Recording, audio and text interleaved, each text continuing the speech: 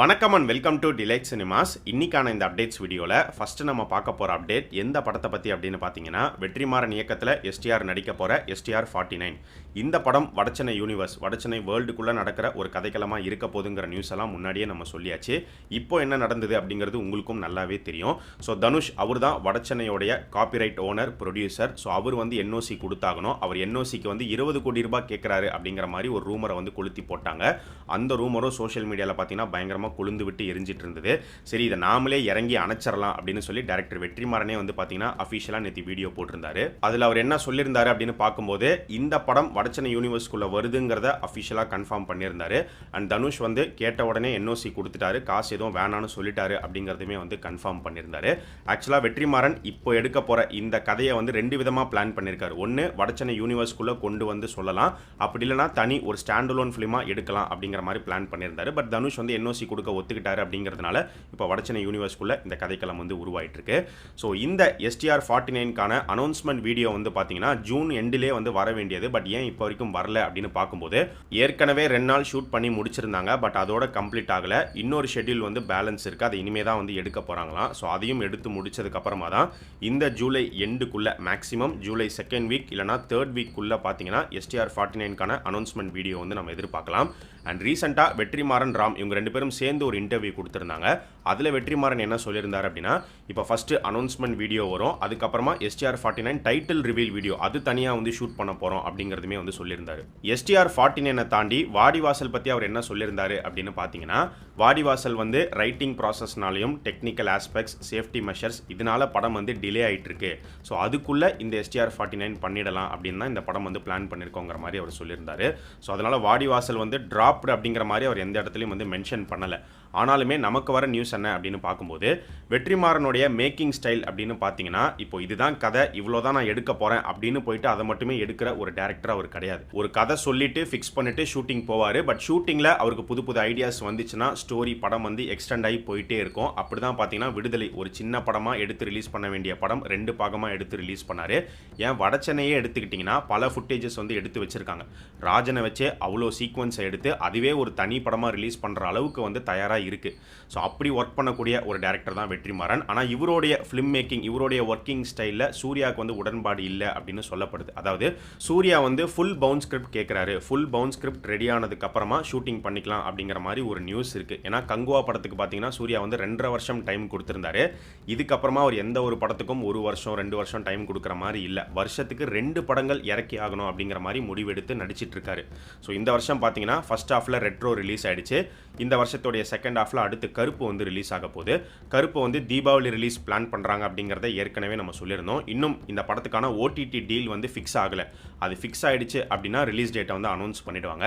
So இந்த ஜூலை மாதம் ஜூலை 23 சூர்யா பிறந்த நாள் வருது. அன்னைக்கு கருப்பு படத்துலேருந்து அஃபிஷியல் டீசர் எதிர்பார்க்கலாம்னு நினைக்கிறேன். அந்த டீசரில் வந்து ரிலீஸ் டேட்டை கன்ஃபார்ம் பண்ணுறதுக்கும் வாய்ப்புகள் இருக்குது. ஸோ கருப்பு ப்ராஜெக்டை தாண்டி அடுத்து இப்போ சூர்யா 46ல் சூர்யா நடிச்சிட்டு இருக்காரு. ஷூட் ஸ்டார்ட் ஆகி போயிட்டு இருக்கு. அடுத்த வருஷம் சம்மர் ரிலீஸ் வந்து பிளான் பண்ணிட்டு இருக்காங்க. அண்ட் சூர்யா 47 ஜித்து மாதவன் கிட்ட டாக்ஸ் போயிட்டு இருக்குன்னு ஏற்கனவே நம்ம சொல்லியிருந்தோம். ஸோ அந்த ப்ராஜெக்ட் வந்து ஓகே ஆயிடுச்சு அப்படின்னா அதையும் அடுத்து இந்த படத்தை முடிச்சுட்டு உடனே அந்த படத்தோடைய ஷூட்டிங் போயிடுவார். சூர்யா 47 அடுத்த வருஷம் செகண்ட் ஹாஃப்ல வந்து ரிலீஸ் பண்ணுற மாதிரி வந்து பிளான் பண்ணுவாங்க. ஸோ இவ்வளோ ஃபாஸ்ட்டாக சூர்யா போயிட்டு இருக்கிறதுனால இப்போ வாடிவாசல் ஷூட்டிங்கில் இறங்கி ஷூட்டிங் வந்து பிளான் பண்ணபடி போகாமல் எக்ஸ்டெண்ட் ஆகி இழுத்துட்டு போயிட்டே இருந்துச்சுன்னா அது செட் ஆகாது அப்படிங்கிறதுனால தான் சூர்யா வந்து வாடிவாசலுக்குள்ளே இறங்கலை, ஃபுல் பவுண்ட் ஸ்கிரிப்ட் கேட்குறாரு அப்படின்னு சொல்லப்படுது. ஸோ என்னைக்கு வெற்றிமாறன் வந்து இதுதான் ஸ்கிரிப்ட், இதை மட்டும்தான் நம்ம எடுக்க போகிறோம், இத்தனை நாளில் வந்து எடுத்து முடிச்சிருவோம் அப்படின்னு ஷியோர் ஷாட்டாக வந்து சொல்கிறாரோ அன்னைக்கு வாடிவாசல் வந்து ஆரம்பிப்பாங்க. ஆனால் அப்படி ஒன்று நடக்குமா அப்படின்னு கேட்டிங்கன்னா சந்தேகம் தான். என்ன நடக்க போகுதுங்கிறத வெயிட் பண்ணி பொறுமையாக பார்க்கலாம். சூர்யா 46 என்ன மாதிரியான ஒரு ஸ்டோரி அப்படிங்கிற ஒரு டவுட் இருந்தது. இந்த படம் வந்து ஒரு பயோபிக்கா, இல்லை ஒரு ஹைஸ்ட் த்ரில்லரா, இல்லை ஒரு ஃபேமிலி என்டர்டெய்னரா அப்படின்னு. வெங்கி அட்லூரியே இப்போ அஃபிஷியலாக சொல்லியிருக்காரு இந்த படம் ஒரு ஃபேமிலி என்டர்டெய்னர் ஃபிலிம் தான் அப்படின்னு. ஆனால் ஆரம்பத்தில் வந்த நியூஸ் வந்து உண்மை தான். அதாவது மாருதி பேஸ் பண்ண அந்த ஒரு பயோபிக் ஸ்டோரியை வந்து இவர் சூர்யாவுக்கு சொல்லியிருக்காரு. பட் சூர்யா வந்து இப்போ நிறைய ரீசெண்ட் டைம்ஸில் பயோபிக்ஸ் பண்ணதுனால இது திரும்ப பண்ண வேணாம், பயோபிக்கில் ஒரு பெருசாக இன்ட்ரெஸ்ட் காட்டலை போல. ப்ளஸ் அது மட்டும் இல்லாமல் அந்த படத்துக்கான ரைட்ஸ்லாமே கொஞ்சம் இஷ்யூஸ்லாம் இருந்திருக்கு.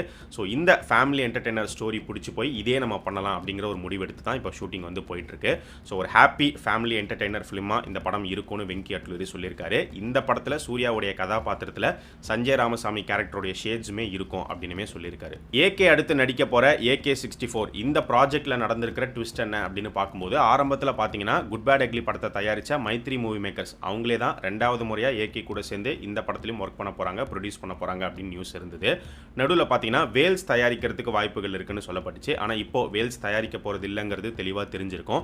ஏன்னா ரீசெண்டாக வந்து அவங்களுடைய டேரக்டர்ஸ் லிஸ்ட்டை வந்து அஃபிஷியலாக ரிவீலே வந்து பண்ணிட்டாங்க. ஸோ அவங்க ஏகேவுடைய இந்த ப்ராஜெக்டை எடுத்து வந்து பண்ணலை.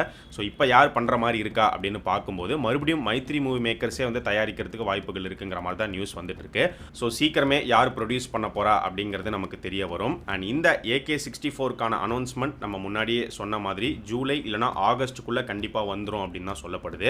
அண்ட் அதுக்கேற்ற மாதிரி இப்போ சுரேஷ் சந்திரா அவருடைய ட்விட்டர் ஹேண்டில் பார்த்தீங்கன்னா AK-64 அனௌன்ஸ்மெண்ட் சூன் அப்படின்னு போட்டிருக்காரு. எப்போ வரப்போகுதுன்னு தெரியல, வெயிட் பண்ணி பார்க்கலாம். சூப்பர் ஸ்டார் ரஜினிகாந்தோடைய கூலி படம் எடுத்துக்கிட்டோம் அப்படின்னா பிஸ்னஸ் ஸ்டார்ட் ஆகி போயிட்டு இருக்கு, நீங்களே வந்து பார்த்துருப்பீங்க. அண்ட் அடுத்த அப்டேட் வந்து படத்தோடைய செகண்ட் சிங்கிள் அப்டேட்டாக தான் இருக்கணும். இந்த மாதம் ஜூலை மிட்டில் செகண்ட் சிங்கிள் வரத்துக்கு வாய்ப்புகள் இருக்குது. அண்ட் அநேகமாக செகண்ட் சிங்கிள் வந்து பூஜா ஹெக்டே அந்த சாங்கை தான் வந்து ரிலீஸ் பண்ணுவாங்க அப்படின்னு நினைக்கிறேன். அண்ட் கூலிக்கான ஆடியோ லான்ச் பொறுத்த வரைக்கும் இந்த மந்த் எண்டில் ஜூலை 27ஆம் தேதி சண்டே நேரு ஸ்டேடியத்தில் நடக்கிறதுக்கு வாய்ப்புகள் இருக்குது அப்படிங்கிற ஒரு நியூஸ் வந்திருக்கு. அண்ட் இந்த கூலி படத்தோடைய எண்டில் சூப்பர் ஸ்டாருக்கும் அமீர் கானுக்கும் பயங்கரமான ஒரு ஃபேஸ் ஆஃப் இருக்க போகுது அப்படின்னுமே வந்து சொல்கிறாங்க. ஸோ அமீர் கான் இந்த கூலி படத்தோடைய கிளைமேக்ஸில் வருவார். கிட்டத்தட்ட 10 to 15 மினிட்ஸ் கிட்ட அவர் வராரு அப்படிங்கிற ஒரு நியூஸ் இருக்குது. பயங்கரமான ஆக்ஷன் சீக்வன்ஸ்லாம் வந்து அதில் இருக்க போகுது அப்படின்னுமே சொல்லப்படுது. அண்ட் கூலி படத்தோடைய ஹிந்தி டைட்டில் மஜ்தூர் அப்படின்னு ஃபிக்ஸ் பண்ணியிருந்தாங்க. ஆனால் ஃபேன்ஸ்லாம் ரிக்வஸ்ட் பண்ணி மாற்றுங்கன்னு சொன்னதுக்கப்புறமா மூவி டீம் வந்து அதை கன்சிடர் பண்ணி கூலி த பவர் ஹவுஸ் அப்படிங்கிற மாதிரி ஹிந்தி டைட்டில் வந்து ஃபிக்ஸ் பண்ணியிருக்காங்க, மாற்றிருக்காங்க. அண்ட் கூலி ரிலீஸ் ஆகிற அதே நாள் வார் 2 வந்து ரிலீஸ் ஆகுது. ஸோ வார் 2 என்ன பண்ணியிருக்காங்கன்னு பார்த்தீங்கன்னா இந்தியாவில் இருக்கக்கூடிய மேக்ஸிமம் ஐமேக்ஸ் ஸ்க்ரீன்ஸ் எல்லாத்தையுமே அவங்க புக் பண்ணியிருக்காங்க அப்படின்னு சொல்லப்படுது. ஒரு பக்கம் வந்து மேக்ஸிமம் ஸ்க்ரீன்ஸ் புக் பண்ணியிருக்காங்க நியூஸ் இருக்குது. இன்னொரு பக்கம் வந்து மொத்த ஐமேக்ஸ் ஸ்க்ரீனுமே வந்து வார் 2க்கு தான் வந்து போக போகுது, கூலிக்கு எதுவுமே வராது அப்படிங்கிற ஒரு நியூஸும் இருக்குது.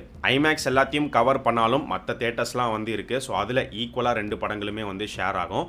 சவுத் பொறுத்த வரைக்கும் கூலி தான் வந்து டாமினேட் பண்ணோம், நார்த்தில் வார் 2 தான் வந்து டாமினேட் பண்ணோம். ஆனால் ஹைப் லெவலில் பார்த்தோம் அப்படின்னா வார் 2க்கு பெரிய ஹைப்லாம் வந்து இல்லை, கூலிக்கு நல்ல ஒரு ஹைப் இருக்குது. ஸோ அதனால் நார்த்தில் கூலி படத்தை ப்ராப்பராக மார்க்கெட் பண்ணி ப்ரொமோட் பண்ணாங்க அப்படின்னா கண்டிப்பாக அங்கே நல்ல ஒரு பிஸ்னஸ் நல்ல ஒரு கலெக்ஷன் வந்து எதிர்பார்க்கலாம்.